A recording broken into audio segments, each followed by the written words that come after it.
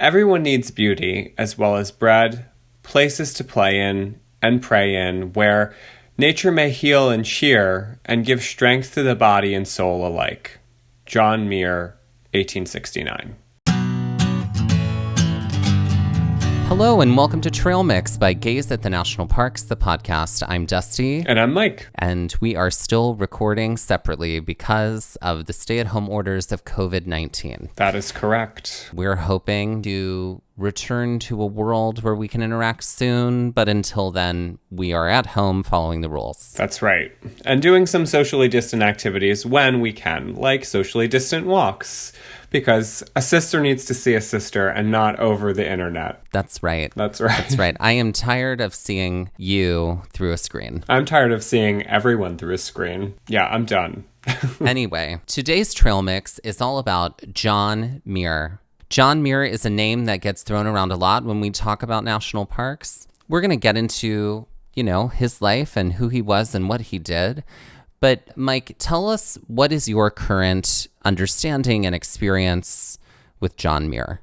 Well, John Muir, I know, was instrumental in the founding of the national park system because of a very famous camping trip that he took with Teddy Roosevelt, which I'm sure we'll talk about. My experience with John Muir was on my actual first trip to Yosemite National Park, which is the first park that I ever visited. I was in San Francisco. It was my first year of teaching, and I was there on spring break, and I had gone to Yosemite for a day, come back, and was headed to Sonoma, to wine country, on a tour. And on that tour, we were able to stop for about 2 hours at Muir Woods. And so that's the first time I think I really heard the name John Muir. And had a good understanding of what he did and what he accomplished from being in Muir Woods, which is kind of just outside of San Francisco. And it's an incredible temple of nature, essentially. What about you, Dusty? So John Muir, I know that he is the person who wrote the book, Our National Parks, which I have on my shelf right next to me right now. I saw his name a lot when we were in Yosemite National Park. And I know about the instrumental camping trip he took with Teddy Roosevelt. Other than that, I don't know much about the events of his life. So I'm excited that we're doing this trail mix today. Yeah, I mean, he's such an important figure when you think about the national parks. It's just like what we had our trail mix earlier this season about Teddy Roosevelt. You can't really have that, you can't really talk about the national parks and Teddy Roosevelt if you don't talk about John Muir, and kind of vice versa. You can't talk about John Muir and the national parks if you don't talk about Teddy Roosevelt. I think they're like hand in hand. Hand in hand. It's very true. It's very true. And the reason they are hand in hand is because of all of John Muir's writings. Frankly, that is the thing that really sort of like spurred what became the conservationist movement in America. John Muir is one of the country's most famous naturalists and conservationists. The Muir Woods, which is near San Francisco, which is part of the Golden Gate National Recreation Area, that's named after him. He's also credited with helping to create the national park system and establish what is called the Sierra Club. And he also, throughout his entire life, educated Americans about the value of our country's wilderness, and he continues to inspire generations of wilderness advocates. So let's get into the early part of his life. Right. So John Muir was born on April 21st of 1838 in Dunbar, Scotland.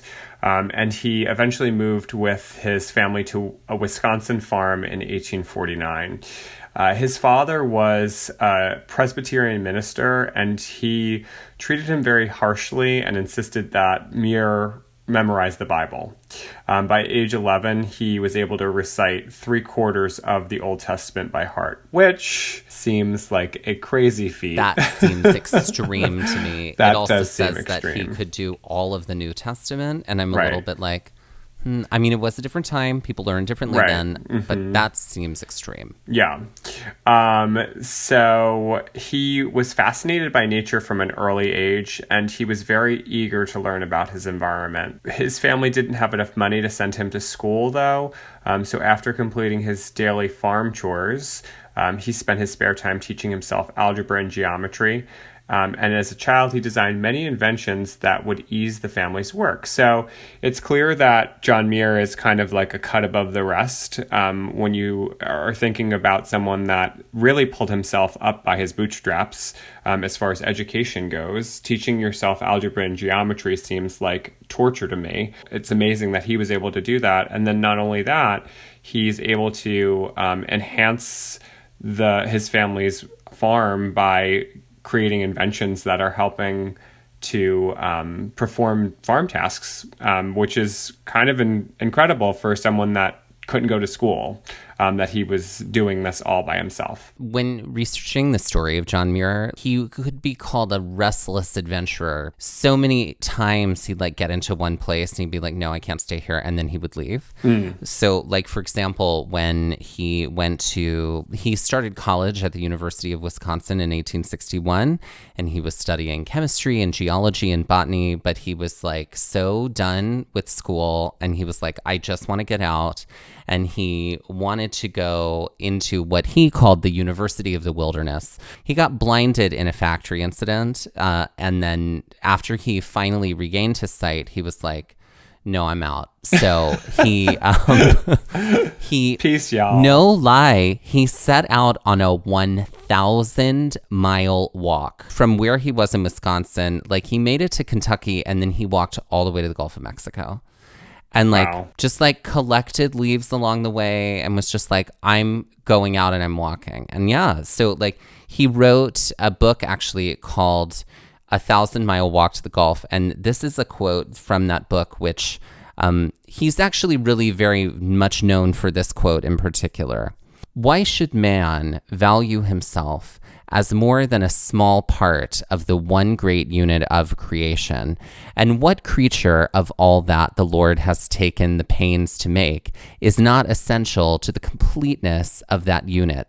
The cosmos, the universe would be incomplete without man, but it would also be incomplete without the smallest transmicroscopic creature that dwells beyond our conceitful eyes and knowledge. That's deep. It was deep and also kind of, I mean, dare I say radical at a time. That book was published in 1916, but he did this walk in 1867. You can hear the influences of his Presbyterian upbringing in that quote. But, you know, this idea that we aren't the center of the universe and that we are just one of the many, many creatures on the earth, that we need to really consider our place. We're just one of many things. Yeah, I feel like we would have enjoyed taking that walk with him. Also, I feel like he was the inspiration for Forrest Gump's run through the country. Oh, I'm sure. Right? When I was watching this, I was like, when I was researching it, I was like, oh, look at that. He liked long walks too. I know. And how fascinating that long walks led him to the national parks. I know. Like some other people that we know. Like some other gays I'm familiar with. But that just implied that he was gay as well. Oh, well, I'm not implying that. Right. And from what I understand, he was not. Right. Okay. We do get this book, 1,000-Mile Walk to the Gulf. He does give up a lot throughout his life. And by give up, I don't mean that he throws the towel in, although he does do that too. But he does, like, he moves from place to place very often. He left from Louisville and traveled to Florida, where he actually was sickened with malaria. And so without being fully recovered from that, he moved to Cuba. So he definitely, like, is hopping from place to place to place. However, the illness, the heat, and the humidity did not agree with him. He changed his course yet again. He hopped a boat carrying oranges from Havana to New York, and then from there he headed to California and the Sierra Nevada. A lot of like reports on him will leave out the Cuba and the New York thing. Mm-hmm. I was fascinated by the fact that happened in between. Right. Yeah, so I mean, he definitely has the drive to move and to like not, at least in his, earlier days, like not settle really. He, does eventually make it to California and into the Sierra Nevada. and Yosemite Valley. This is clearly his like heavenscape. This is what really kind of, I think, seeds the idea for him that spaces should be preserved. And I think that idea then eventually just continues to snowball. He called the Sierra Nevada mountains the most divinely beautiful of all mountain chains he had ever seen. After he made it to California, he walked, again, long walks from San Francisco to Yosemite Valley. He was so entranced by like the peaks and the trees and the water. He called this valley the range of light. And like he's kind of known for that phrase. He began like doing a lot of wandering around Yosemite Valley. He was so inspired by it. And he started writing down some of what he was seeing, some of his observations. This was really the start of him as a writer. He started to write down what he observed, and that eventually later turned into like theory and sort of like persuasive writing as to why we should preserve these lands. But as he started out as a writer, he started publishing articles in Overland Monthly, in Harper's Magazine. When his articles started taking off, this is sort of what got him to be famous at the time, which is my name is published in, some kind of periodical. And that is what sort of started to bring him fame. I love this quote. It's from his book, The Mountains of California. Winds are advertisements of all they touch, however much or little we may be able to read them, telling their wanderings even by their sense alone. Well, I think it's also like his language, because I have read a little bit of Our National Parks, I think the first few chapters, and his language is so descriptive, and so it's I wouldn't say that it's incredibly flowery, but it's concise yet beautifully composed. And that's what I find from his language most of the time. But I wouldn't say that I also don't feel like it's overwritten. No, that's what I was just about to say. Yes. But it doesn't feel overwritten. No, it's not flowery. It's not over embellished by any means. So in the summer of 1871, when he's 33, so, that's basically our age. It's my 33rd birthday right now. So the Smithsonian Institute asked him to send along reports of what he discovered on his walks through the California high peaks. Within months, Muir discovered glaciers in the Sierra Nevada and soon began measuring them, and in December reported his findings in the New York Tribune. And this is a quote from that article.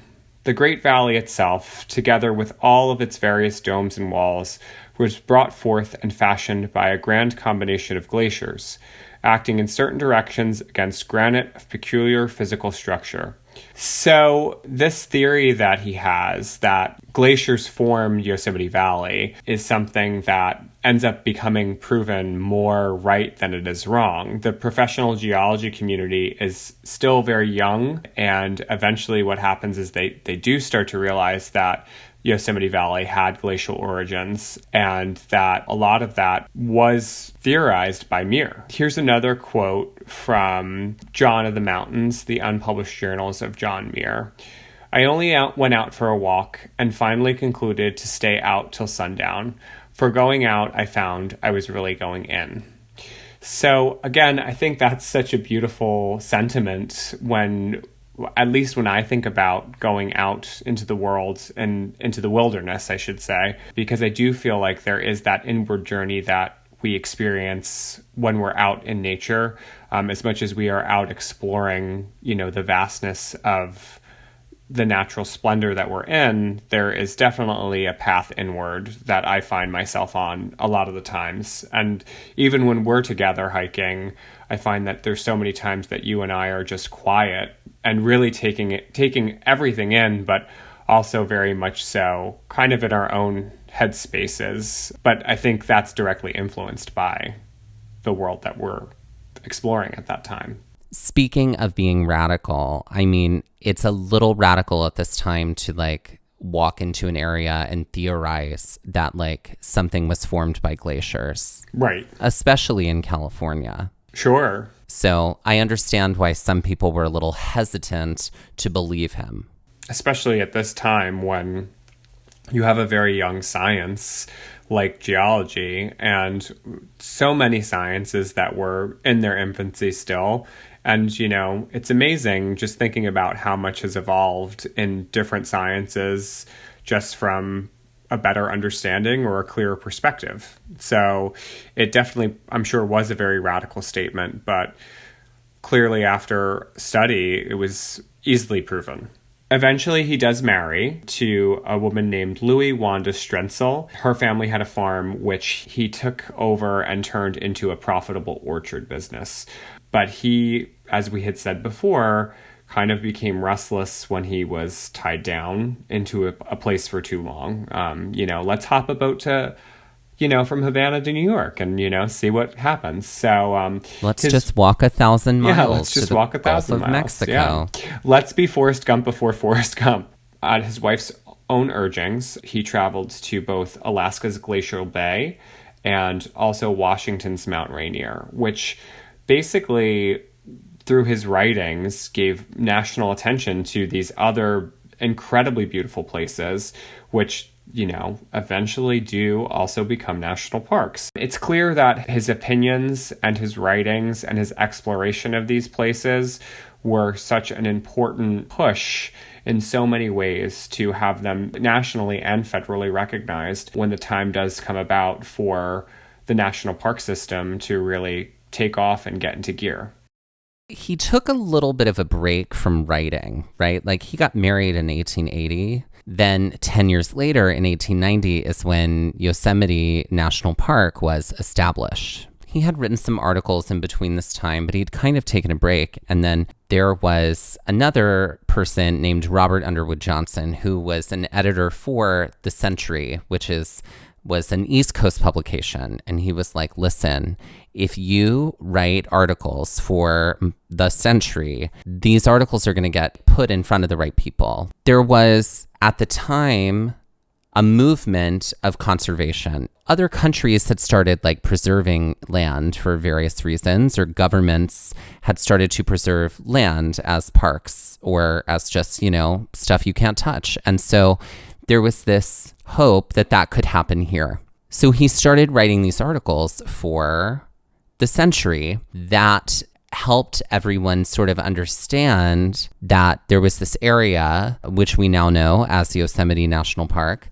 that really should be untouched. That became his work for a long time. That kind of started this campaign for Congress to preserve Yosemite National Park, which eventually, after a lot of battles, they did successfully create Yosemite National Park in 1890.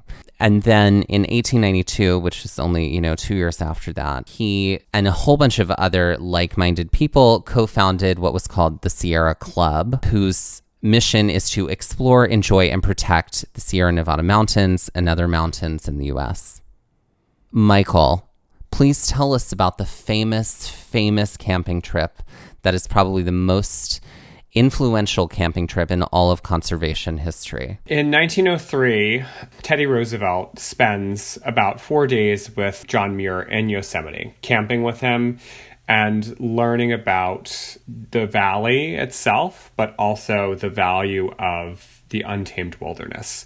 Basically, this trip is a campaign for Muir in some ways because it really, from a conservationist perspective, sets up a lot of important dominoes in place for the conservation movement by way of political action and getting the right people to look at the right things and talk about having the right person to look at the right things. You have Teddy Roosevelt right in front of you. He persuaded Roosevelt to return to Yosemite Valley and the Mariposa Grove to federal protection as part of Yosemite National Park. Teddy Roosevelt is probably the one president we kind of point to for jump-starting so much of the national park system.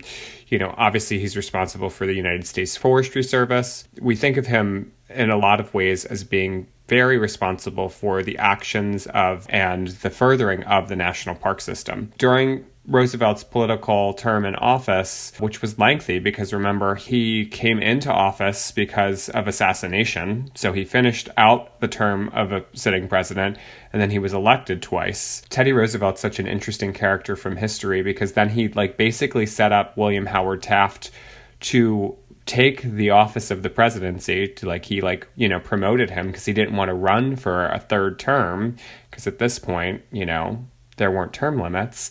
And then he gets really mad at Taft because Taft is not doing what he wants him to do. And so that whole little bit of history is interesting. But anyway, I digress. He is able to basically set up in his time in office and set aside 148 million acres of forest reserves. He creates 50 regions for the protection of wildlife. He founds 16 national monuments and establishes 5 new national parks, some of which remain national parks, some of which turn into other things, because not all 5 of them are still national parks to this day.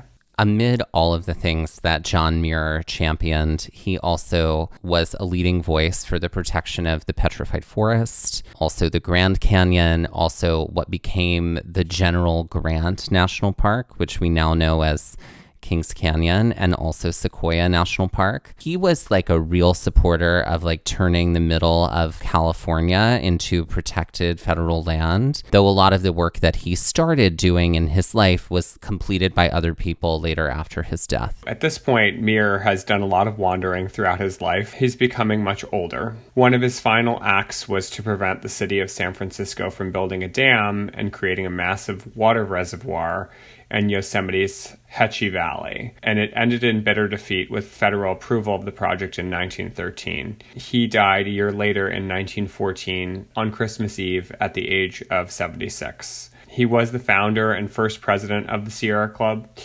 Muir Woods National Monument, a grove of redwoods, which is north of San Francisco, which we talked about at the beginning of this episode, is named in his honor. And it's a really incredible place to get to. If you ever are in the Bay Area, it's a must-see. This is a quote from John Muir from John of the Mountains, and an unpublished journal of John Muir.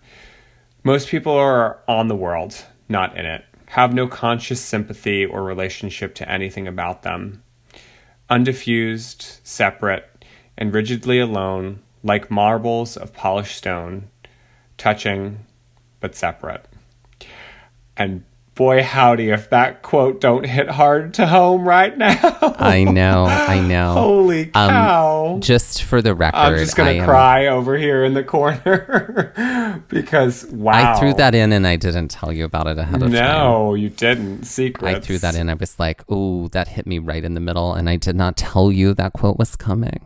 Yeah, I was like, ooh, and it's so beautiful. Again, his words are precise. They're just, he knows the right notes to hit, and there's nothing extra and there. I would say, I feel like if you take a look at his writing over time, I feel like he didn't start out as a writer who would make profound connections between humanity and nature. He had to go on all of those walks and spend all that time in nature and spend all that time writing about nature in order to finally get to a place where he could make those connections. Well, just think about the headspace you're in, walking for 1,000 miles, and all you have is yourself.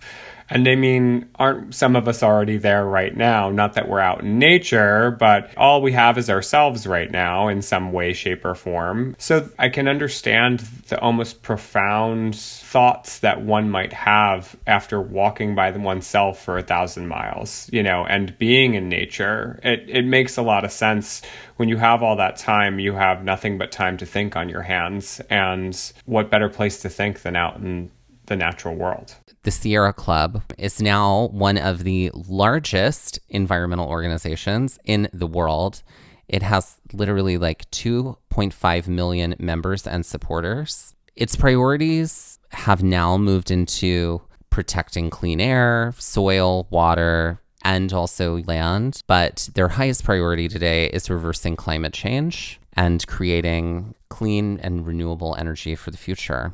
Before we leave you with the last quote of this trail mix, we just want to tell you that all of the information you heard on this trail mix today came from pbs.org, nps.gov, the National Endowment for the Humanities, and also from the Sierra Club themselves. As long as I live, I'll hear waterfalls and birds and wind sing. I'll interpret the rocks, learn the language of the flood, storm, and the avalanche. I'll acquaint myself with the glaciers and the wild gardens and get as near the heart of the world as I can. Quoted from John Muir's journals, Son of the Wilderness, The Life of John Muir.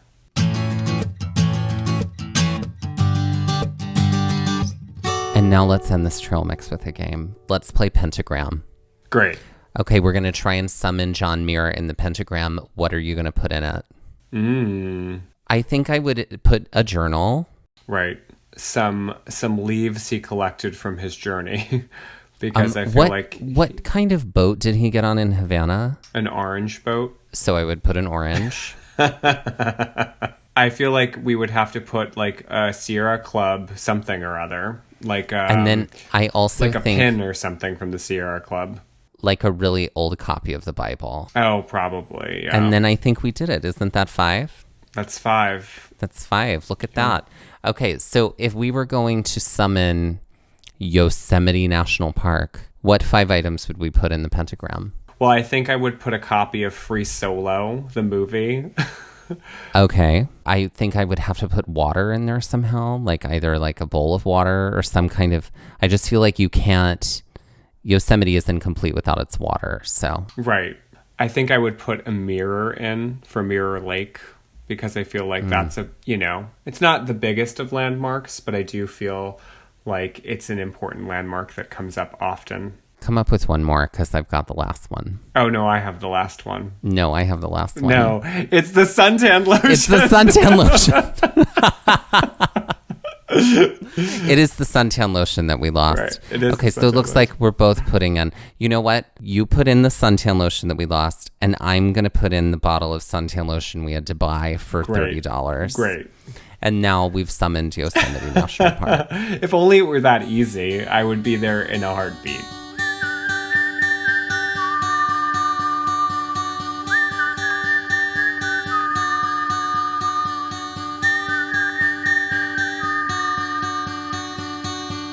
This has been Trail Mix by Gaze at the National Parks, the podcast, and we're here to remind you to hike early and hike often, and that adventure is always out there. Gaze at the National Parks was created and is hosted by Dustin, Ballard, and Michael Ryan. For images from our episodes, follow our Instagram at Gaze at the National Parks. To contact us, email us at gazeatthenationalparks@gmail.com. And to find out more about the parks mentioned on our show, visit our website, gazeatthenationalparks.com, and that's Gaze, G-A-Z-E. All original artwork featured on Instagram and on our website is by Michael Ryan. All original music was written by Dave Seaman and performed by Dave Seaman, Mariella Klinger, and Sean Sklios. Our music producer is Skylar Fortgang. This episode was edited by Dustin Ballard.